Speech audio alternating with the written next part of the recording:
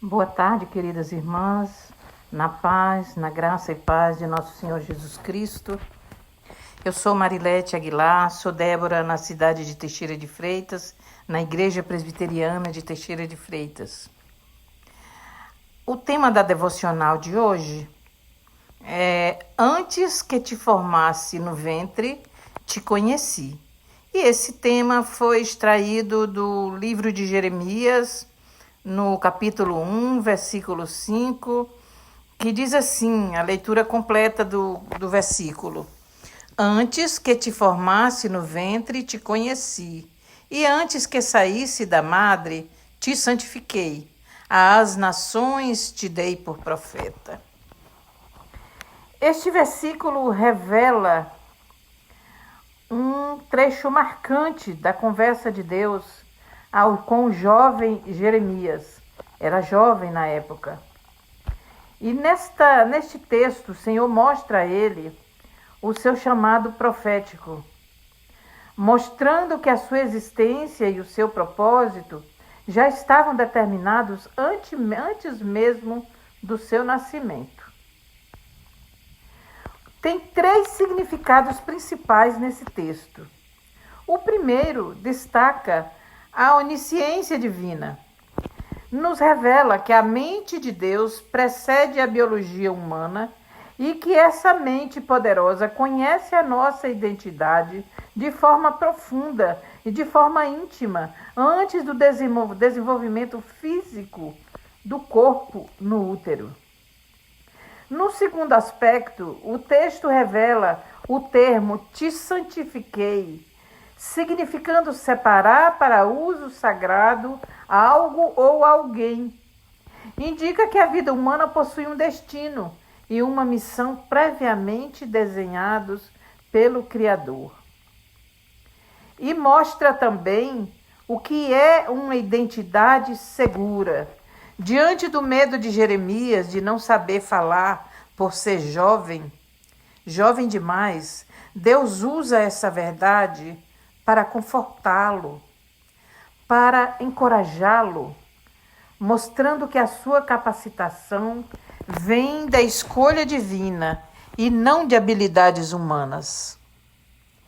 Queridas Déboras, nós conhecemos ao longo da Bíblia diversos personagens, servos e servas de Deus, que passaram por situações semelhantes, por se acharem incapacitados, se acharem jovens demais, se acharem doentes, se acharem velhos demais, e assim por diante. E Deus revela através da sua onisciência e onipotência que não há impossível para ele. Aqueles que ele escolheu para uso do seu serviço em prol do crescimento do reino de Deus já estavam separados desde o útero da mãe. Assim foi com Moisés, que foi poupado da morte precoce e argumentou com Deus quando Deus o chamou a respeito da sua língua pesada de não saber falar. Mas ele foi o escolhido para falar com Faraó. Assim foi Abraão, quando também argumentou que ele já tinha idade demais, avançada demais, para gerar um filho. Mas foi ele quem deu origem ao povo de Israel, a todo Israel. Assim foi com o rei Salomão, que era novo demais, recebeu um reino nas suas mãos e pediu a Deus sabedoria, porque ele não tinha capacidade de gerir aquele reino, de liderar aquele povo. E Deus lhe deu a sabedoria e ele permaneceu no trono até a sua morte, porque foi escolhido por Deus no ventre da sua mãe.